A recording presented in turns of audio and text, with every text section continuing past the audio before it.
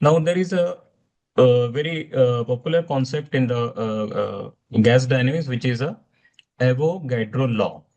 What does this law state? It says that if we are containing the different gases at the identical volume at the same pressure and temperature, means all the containers are of the same size and three different gases or four different gases, if four containers are there, all the gases are maintained at the same pressure, same temperature and same volume. So under that condition, the number of molecules for each gas are going to remain same. Pressure, temperature, volume is same. So number of gases held at the different container, but the number of molecules for each gas is going to remain same. So does it mean the mass will also remain same? No, because number of molecules are same, but mass is not same. So what is the concept? Mass is nothing but it is a number of molecules multiplied by molecular weight. So weight of the one molecule, sorry, molecular weight is the weight of one molecule multiplied by number of moles. So that will give you the total mass of the gas.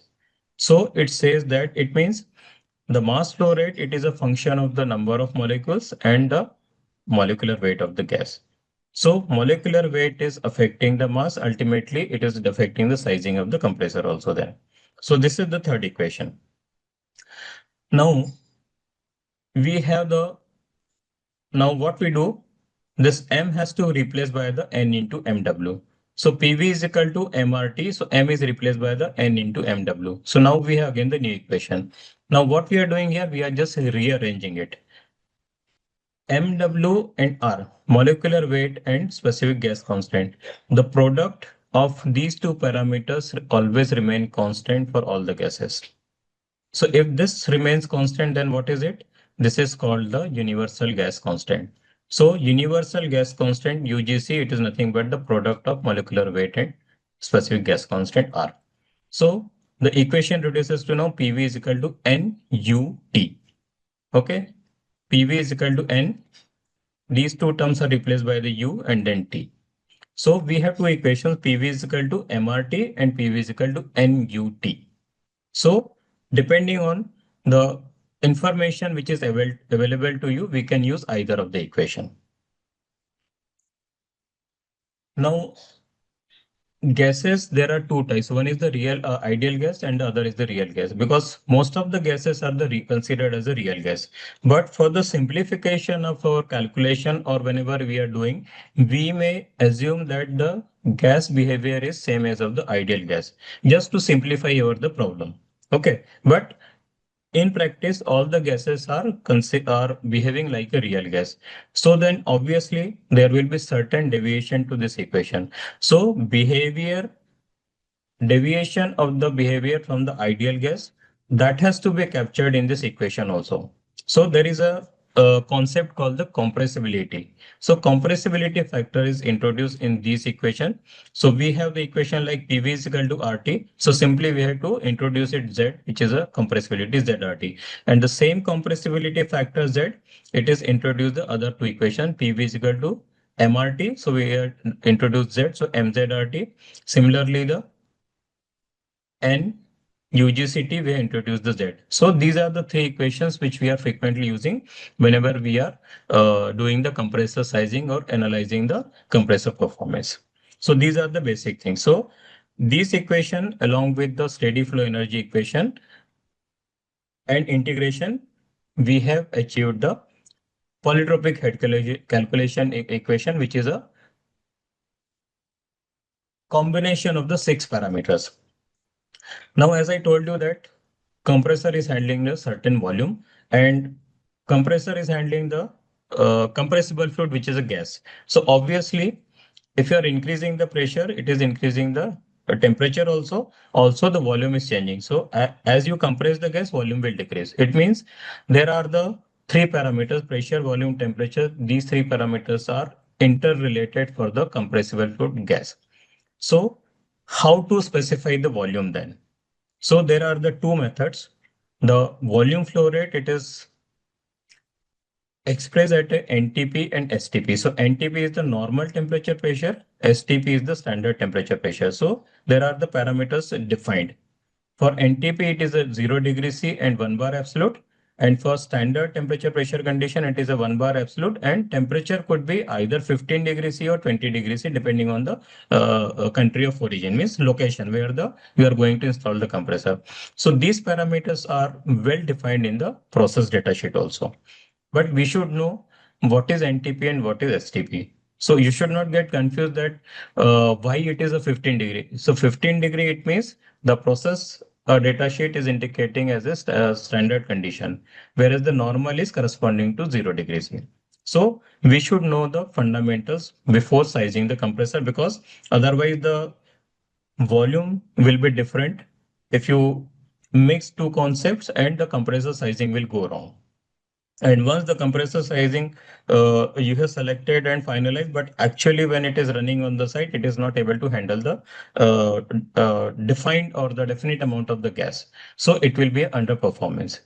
That's why these simple basics also, it may have a huge impact on the sizing of the compressor and ultimately leading to the underperformance of the machine at site.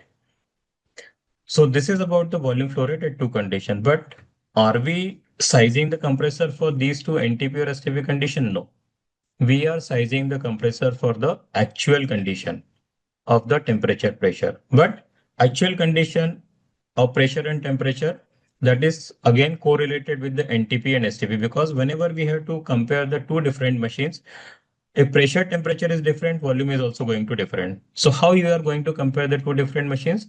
So NTP or STP, basically it will help you to compare the two different machines. Means the actual conditions will be brought to the same normal temperature pressure condition. We'll see what will be the volume actually.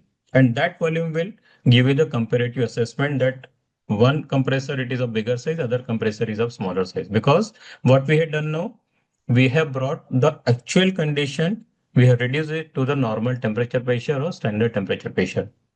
So now it is only the volume which is predominant here, because volume will show you which compressor is of bigger size, which compressor is of a smaller size. That's why NTP, STP conditions are there for the comparison aspect. So actual inlet flow rate condition, there are the again different based on the units. So one is the standard cubic feet per minute or standard million cubic feet per day, because as I told you, the compressors are the larger machines. The compressors are handling the very large flow, especially the centrifugal compressor. So that's why what we are saying the standard million cubic feet per day. So it can be interchangeable, it can be converted. So this is for the FPS unit. SI system, we are using the normal cubic meter per minute or normal cubic meter per hour. So if you are using the SI system, this will be the unit. If you are using the FPS system, it will be SCFM or MMSCFD. Now there is a one very interesting concept for the normal meter cube per hour. When we say the normal meter cube per hour means what? It is a NTP. Okay. What is the volume flow rate at NTP? Means 0 degree C and 1 bar. That can be calculated from this equation. So if suppose the process data sheet doesn't specify the volume flow rate, neither the NTP volume or the actual flow rate, but mass flow rate is given. So how to calculate then? The first step will be mass flow rate divided by the molecular weight multiplied by 22.4. Now this 22.4 is coming from the Avogadro principle, that what volume is occupied by the one molecule. So simply dividing the mass by the molecular weight of the gas, you calculate this thing and simply multiply it by the 22.4, you will get the normal meter cube per hour. Now this is at the 0 degree C and 1 bar. So once you know this normal meter cube per hour at this, so pressure is known, temperature is known, volume is known. Now if you have the actual condition of the pressure and temperature, so by using this equation, you can find out the volume for V2 for the actual condition. So all these terms are, or the equations are very much helpful in finding the actual operating conditions or the intermediate steps, and ultimately they are useful for the sizing of the compressor. But we have to be very careful while doing the calculations, basically the in which units we are doing the calculation, because slight error in the units also, it may lead to the incorrect result and the compressor sizing will go wrong completely. So we have to be very careful. Now, when I say the actual inlet condition, compressors are always sized for the actual inlet condition. So then we should know what are those conditions which are really defined for the compressor sizing. So it is the inlet volume flow rate for the compressor, which is the actual. It is specified at the conditions of pressure, means suction temperature, then compressibility factor, gas composition. So gas composition means it could be the pure gas, like for example, methane, CH4. But there is a possibility that methane, it can have the other gases also. So let us say the 95% is methane and 5% are the other gases. Small percentage of hydrogen sulfide, small percentage of nitrogen, or small percentage of hydrogen, or the ethane also. So that is the gas composition. So it is not only the simply you define the name of the gas. Process data sheet, process engineer has to clearly define the gas composition and not only the molecular weight or the name of the gas. What are the different components and their percentage, or the we can say the molar percentage. So that is clearly defined, and based on that we can find out the what is the molecular weight of the mixture of the gas, because it is affecting the sizing of the compressor. So even including the moisture also. So inlet volume flow rate, it is a flow which is defined at the actual condition of the pressure, temperature, compressibility, gas composition, including the moisture at the equipment inlet line. So whenever we say the actual volume flow rate also, it means it is the at inlet. We are not talking about at the discharge. Okay, that's why the notation is also used as the ACFM is actual cubic feet per minute for the FPS unit, actual cubic meter per hour for the SI unit. It means it is talking about the inlet and not for the outlet. Now, suppose if you are not familiar with this, what is this term ACMH? You may refer to the outlet also, then sizing will go wrong. So we need to understand the terms where it is really applicable or what is the reference point for this. So actual meter per hour or actual cubic feet per minute, it is the volume flow rate at the actual conditions at the compressor inlet. Now, the next concept is the polytropic index calculation. Now, as I told you that there are two types of compressor and the two processes, adiabatic and the centrifugal. So in case of the centrifugal compressor, practically it is the polytropic process. So polytropic process is nothing but it is a quasi-static process. It is a fundamental of the thermodynamics. We will not go into much detail that, but only thing we need to understand that for the centrifugal compressor, it is a polytropic process, and how it is helpful, that we will take care with the explanation when we you join the training program. Okay, because that is also the little bit interesting concept. So here N is the polytropic index, K is the specific heat ratio, Cp by Cv, and eta P, it is the polytropic efficiency. So we are sizing the compressor for the assumed value of the polytropic efficiency, or if you already have the some database that based on the given operating condition, you can decide that what should be the minimum achievable polytropic efficiency that you can consider. And specific heat ratio, it is based on the properties of the given gas. Okay, pressure, temperature. So once you know the K and eta P, you can find out the polytropic index N from this equation, because this is ultimately again required to calculate the polytropic head. So up to this point, these are the intermediate steps. And then finally, this is the polytropic head calculation equation. So if it is a adiabatic, for both the processes, whether it is adiabatic or polytropic, the head calculation or the enthalpy difference equation, it is same.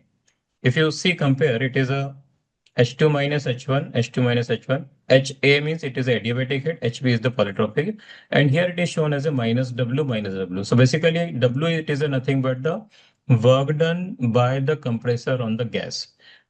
Minus sign, it is indicating that the compressor rotor is doing the work on the gas. Gas is not doing work on the rotor.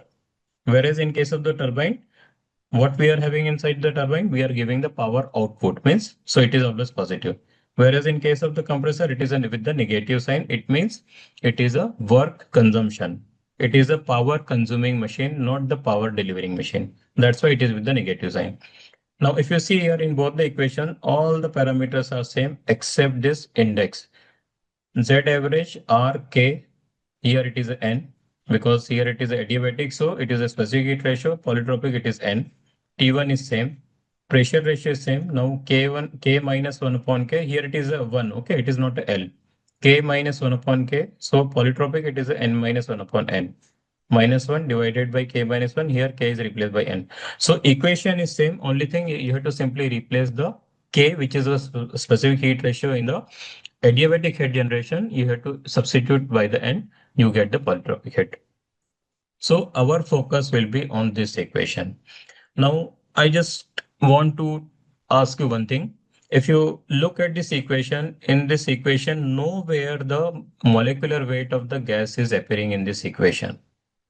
But our topic is we have to study the effect of molecular weight on the polytropic head or the sizing, because unless you calculate the polytropic head, you cannot calculate the or you cannot do the sizing of the compressor. But our topic is the effect of molecular weight on the sizing of the compressor. But in this equation, nowhere it is appearing. Then where it has gone? So this R, which is the specific gas constant, this is nothing but the universal gas constant divided by molecular weight. So if universal gas constant means it is going to remain same for all the gases, so molecular weight of the gas, it has gone into the denominator. In this equation, R is simply replaced by U divided by molecular weight. So U is constant. So now polytropic head is reciprocal of the molecular weight. So higher the molecular weight of the gas, lesser will be the polytropic head generation requirement. It means molecular weight means density again. In case of the ideal gas, it is considered as a density. So heavier the gas, lesser amount of polytropic head generation will be required. If the lesser amount of polytropic head generation is required, it means compressor is going to consume the relatively the less power. If we are talk about the in terms of the polytropic head. If the molecular weight of the gas is very low, polytropic heat generation requirement is significantly high. If the significantly high means obviously the number of impellers requirement will increase. So that we are going to see here how this equation where the molecular weight is in the denominator, it is going to have an impact on the sizing means number of impellers and whether it is really practical to install those number of impellers or not, or we need to go for the another type of compressor.